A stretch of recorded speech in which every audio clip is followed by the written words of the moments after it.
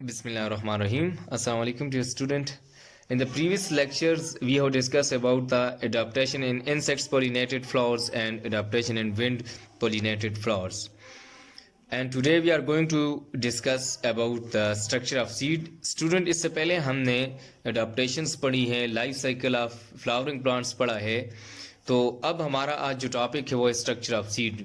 But इससे पहले मैं कुछ क्वेश्चंस आपसे शेयर करना चाहता हूँ. देखें, कोई भी प्लांट है तो वो उससे हम दूसरा प्लांट कैसे बना सकते हैं.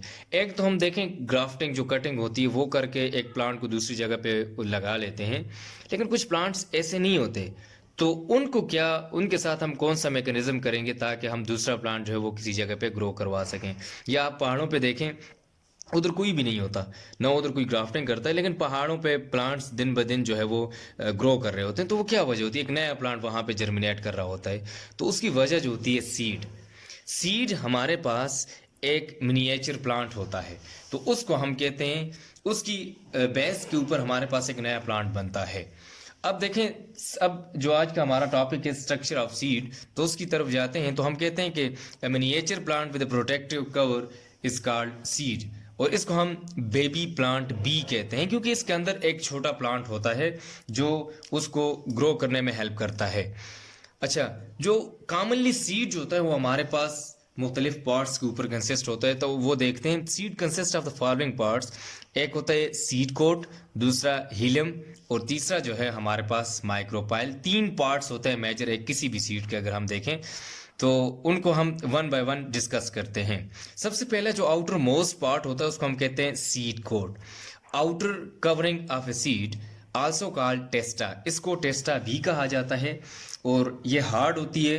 इसके अलावा ये प्रोटेक्शन, अगर इसके उसकी फंक्शन की बात करें तो ये प्रोटेक्शन प्रोवाइड करती है उस एम्ब्रियो को जो उस सीड के अंदर होता है. अच्छा, इसके कलर की जब हम बात करते हैं तो इसका कलर हमारे पास या तो ब्लैक होता है या ब्राउन. मोस्टली हमारे पास 2 ही कैटेगरी होती है कलर्स की, या तो ब्लैक होता है या ब्राउन कलर होता है. ये इसका आउटर मोस्ट पार्ट होता है जिसको हम सीड कोट या टेस्टा कहते हैं. नेक्स्ट पार्ट है हमारे पास hilum. On one end of seed coat a small square hilum is present. जो सीड कोट होता है उसकी एक साइड पे एक स्मॉल स्क्वायर सा प्रेजेंट होता है जिसको हीलियम कहते हैं. और ये क्या करता है? It indicates the attachment of seed in fruit, कि ये एक इंडिकेशन हमें प्रोवाइड करता है कि ये सीड को, ये जो हीलियम है, सीड है, ये उसके साथ अटैच होता है थ्रू हीलियम, इस हीलियम के जरिए. तीसरा पार्ट है हमारे पास micropyle. Tiny hole in testa is called micropyle through which seed absorb water through micropyle at the time of germination. Micropyle जो होता है ये एक टाइनी होल होता है टेस्टा के अंदर, जो सीड कोट होती है उसके अंदर, और इसके ज़रिए सीड जो है अपना वाटर ज़मीन के ज़रिए वहाँ से एब्जॉर्ब करता है जब वो जर्मिनेशन कर रहा होता है, eight the time of germination. ताकि, क्योंकि हम कहते हैं कि फोटोसिंथेसिस के लिए हमारे पास 2 चीज़ें नेसेसरी होती हैं, एक तो कार्बन डाइऑक्साइड और दूसरी जो है वो वाटर. अब वाटर वो किधर से लेगा? थ्रू माइक्रोपाइल, क्योंकि उस वक्त तो उसके पास रूट्स तो नहीं होती. प्लांट्स जब हम ग्रो कर रहे होते हैं, सीड को सो करते हैं ज़मीन के अंदर, तो उस वक्त तो उसके पास इस तरह का फोटोसिंथेसिस वाला मैकेनिज्म एज सच रूट्स तो नहीं होती जिसके जरिए वो वाटर को एब्जॉर्ब कर सकें. But micropyle is present through which seed absorb water for the photosynthesis. अच्छा, इसके बाद नेक्स्ट जो पार्ट होता है एम्ब्रियो. अब अगर हम एम्ब्रियो को डिफाइन करें तो हम कहते हैं tiny plant inside seed is called embryo. अब एम्ब्रियो होता किधर है? It is present beneath the seed coat, कि ये सीड कोट के अंदर मौजूद होता है. It consist of the following parts. जो एम्ब्रियो होता है ये फॉलोइंग पार्ट्स पे कंसिस्ट होता है. जो पहला पार्ट होता है उसको हम कहते हैं cotyledon. The part of seed inside testa that store food for tiny baby plants until the baby plant start producing its own food by photosynthesis. अच्छा, कार्टिलेडन जो पार्ट होता है सीड का, ये टेस्टा के अंदर होता है, और इसने फूड स्टोर की होती है बेबी प्लांट के लिए, ताकि जब तक वो अपना खुद फोटोसिंथेसिस नहीं कर सकता तब तक इन कार्टिलेडन से वो अपनी खुराक लेता है. अच्छा, कार्टिलेडन्स हमारे पास एक सीड के अंदर एक भी हो सकता है और 2 भी हो सकते हैं. There may be 1 cartilagen or 2 cartilagens in a seed. On the basis of presence of one cotyledon or two cotyledon, we classify plants into two categories. One is monocotyledonous plants or dicotyledonous plants. Monocotyledonous plants are those which have only one cotyledon in their seed, are called monocotyledonous plant. While dicotyledonous plants are those which have two cotyledons in their seed. ये तो कार्टिलेडन्स की बात थी कि हम अगर हमारे पास ऐसा प्लांट हो जिसके सीड के अंदर अगर एक कार्टिलेडन मौजूद हो तो उसको हम कहते हैं मोनोकार्टिलेडनस प्लांट्स या मोनोकार्टिलेडन, और ऐसा प्लांट जिसके सीड के अंदर दो कार्टिलेडन हो तो उसको हम कहते हैं कि डाइकार्टिलेडन। आपने मूंगफली या इसके अलावा ये जो हम बीन कहते हैं वो देखा होगा, उसके अंदर जब आप उसको तोड़ते हैं तो देखें उसके दो साइड्स, वो जो सीड होता है वो एम्ब्रियो दो हिस्सों के अंदर तकसीम हो जाता है, वो उसका एक जो हिस्सा होता है उसको हम कहते हैं कार्टिलेडन। अच्छा, इसके बाद हम नेक्स्ट जो स्ट्रक्चर है प्लोम्यूल उसकी बात करते हैं। प्लोम्यूल एंड रेडिकल, जो एम्ब्रियो होता है वो दो हिस्सों पे फर्दर कंसिस्ट होता है, एक को हम कहते हैं प्लोम्यूल और दूसरा जो है रेडिकल। अब प्लोम्यूल एक एम्ब्रियोनिक शूट होता है, plumule is embryonic shoot which develops into shoot system of the plant. जो प्लोम्यूल होता है वो प्लांट का शूट सिस्टम बनाता है, मतलब कि सिस्टम अराइज होता है, जबकि रेडिकल एम्ब्रियोनिक रूट्स होती हैं which develops into root system of the plant. इसके ज़रिए आगे जो कोई भी प्लांट हो उसकी रूट्स बनती हैं, ये जो एम्ब्रियोनिक रूट या रेडिकल जिसको हम कहते हैं इसके ज़रिए। तो प्लोम्यूल और रेडिकल पे ऊपर एम्ब्रियो कंसिस्ट होता है।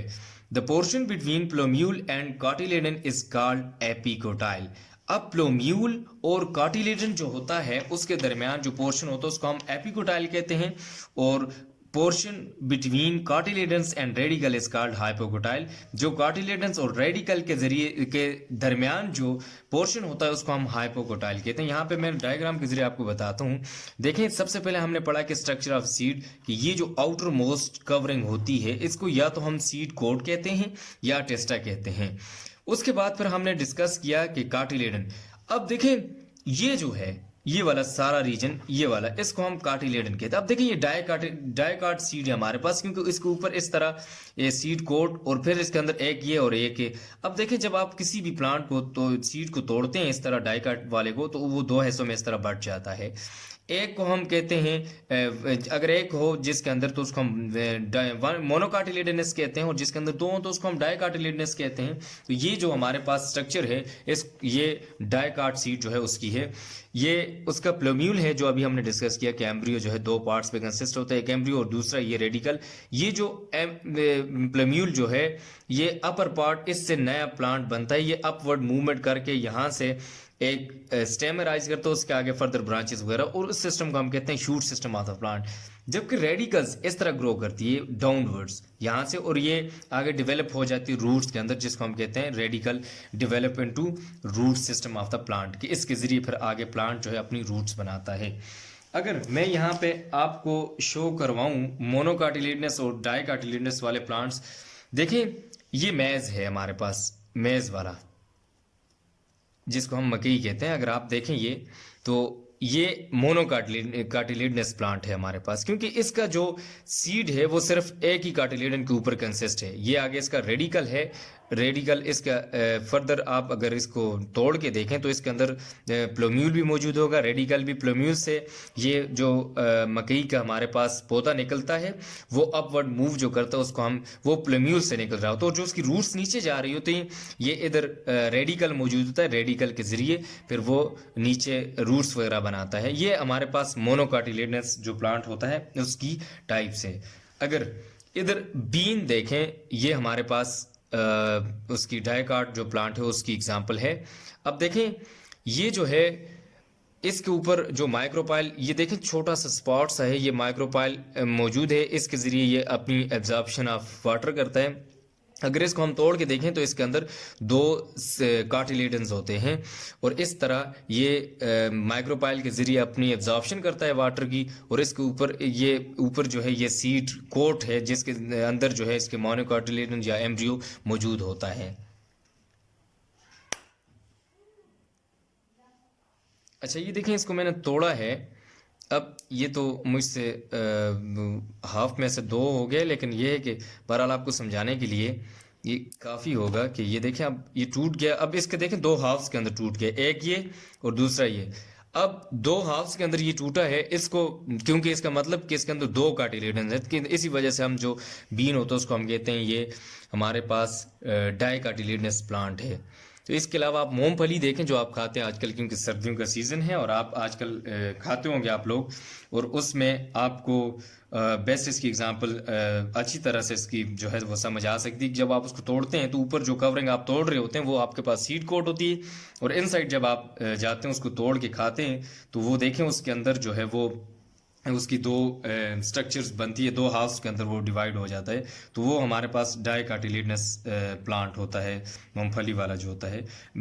जिस तरह आपके पास गंदम आ गई, या इसके अलावा आप देखें ये मकई वगैरह, ये हमारे पास मोनो कार्टिलेडनस प्लांट्स होते हैं, क्योंकि जब आप इसको तोड़ते हैं इसकी सीड को तो ये एक ही इसका कार्टिलेडन होता है। अच्छा, फिर उसके बाद एक पोर्शन मैंने आपको बताया जो प्लोम्यूल और कार्टिलेडन के दरमियान होता है। ये देखें यहाँ पे ये प्लोम्यूल और ये कार्टिलेडन के दरमियान, इसको हम कहते हैं एपिकोटाइल रीजन, एपिकोटाइल रीजन। और रीजन जो रेडिकल और इसके दरमियान कार्टिलेडन के दरमियान होता है उसको हम कहते हैं हाइपोकोटाइल पोर्शन और रीजन ऑफ द एम्ब्रियो या सीड, जो भी कार्टिलेडन जो आप कहते हैं उसके दरमियान जो होता है मौजूद होता है। ये हमारे पास मोनोकार्टिलेडनस प्लांट्स की एग्जांपल या स्ट्रक्चर थी। आगे हम जाते हैं नेक्स्ट पार्ट जो एम्ब्रियो उसका सीड को होता है उसको हम कहते हैं endosperm. Tissue form from endosperm nucleus are called endosperm. ऐसे टिश्यू, ये क्योंकि एंडोस्पर्म हमारे पास टिश्यू होता है और ये एक एंडोस्पर्म न्यूक्लियस से एराइज होता है, उससे फॉर्म होता है, इस वजह से इसको हम एंडोस्पर्म कहते हैं। अब एंडोस्पर्म का फंक्शन क्या है? It store nutrients for the baby plants. देखिए, जब तक वो जर्मिनेशन नहीं करता प्लांट तो उसके लिए न्यूट्रिएंट का स्टोर करना जो फंक्शन होता है ये इस एंडोस्पर्म का होता है। जब तक वो यानी कि अपनी जितनी भी एक्टिविटी, क्योंकि सीड तो शुरू में नहीं कर रहा होता इस तरह की फोटोसिंथेसिस या वो, तो उस वक्त जर्मिनेशन के दौरान ये एंडोस्पर्म जो है ये उसको फूड प्रोवाइड करता है। लेकिन देखिए, मोनोकार्ट के अंदर तो एंडोस्पर्म होता है, लेकिन कुछ डायकार्ट्स हमारे पास होते हैं उनके अंदर ये एंडोस्पर्म नहीं होता। Dicot seed have no endosperm while monocot seed have endosperm. अब यहाँ पे एक नया क्वेश्चन अराइज होता है कि सर जो डायकार्ट सीड्स होते हैं उनके अंदर एंडोस्पर्म क्यों नहीं होता? उनके अंदर एंडोस्पर्म होता है, लेकिन जब वो एम्ब्रियो बना रहे होते हैं तो उस वक्त वहां पे वो कंज्यूम कर लेते हैं इस एंडोस्पर्म को, तो उस वजह से इनके पास ये अर्ली स्टेजेस के अंदर अपने एंडोस्पर्म को, लेकिन जब सीड बन जाता है तो उस वक्त हमारे पास एंडोस्पर्म इनका नहीं होता, क्योंकि अर्ली स्टेजेस के अंदर ये अपने जो एम्ब्रियो बना रहे होते हैं उसके अंदर इनका जो एंडोस्पर्म होता है वो कंज्यूम हो जाता है। जबकि मोनोकार्ट के अंदर ऐसा सच नहीं होता, क्योंकि मोनोकार्ट का एक ही कार्टिलेडन होता है, उसके ऊपर इतनी कंजम्पशन नहीं आती, तो वो उनका रिटेन रहता है, जो एंडोस्पर्म होता है वो रिटेन होता है।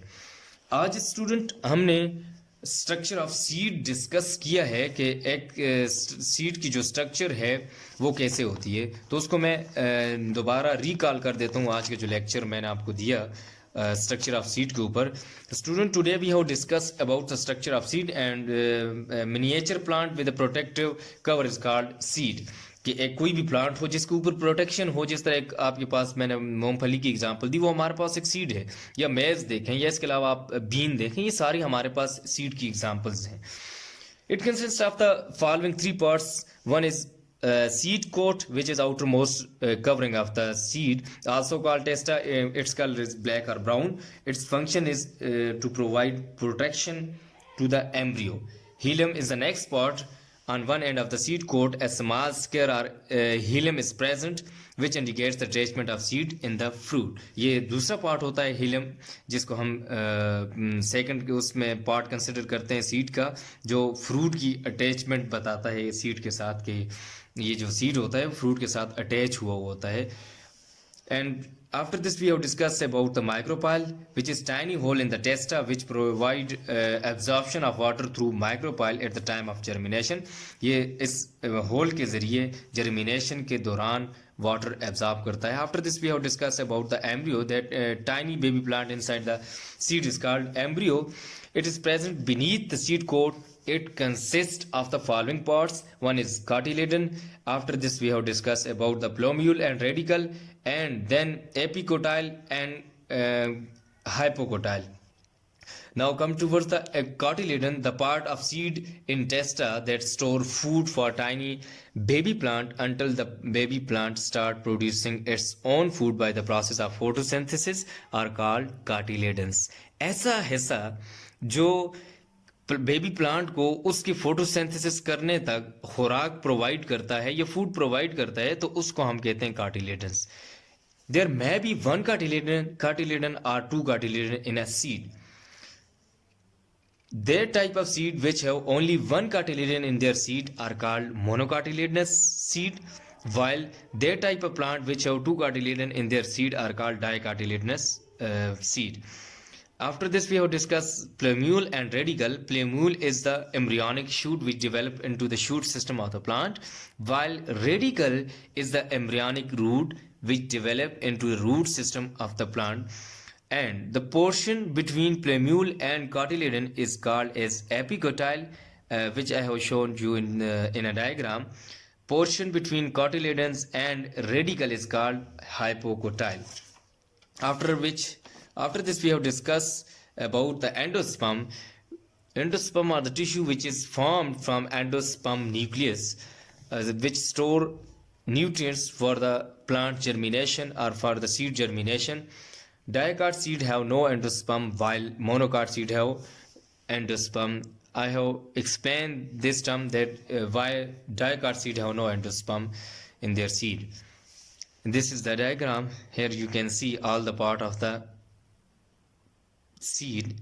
Outermost covering is called seed coat or testa. Here it is plumule which rise into the shoot system of the plant. Here it is a radicle which rise into the root part of the root system of the plant.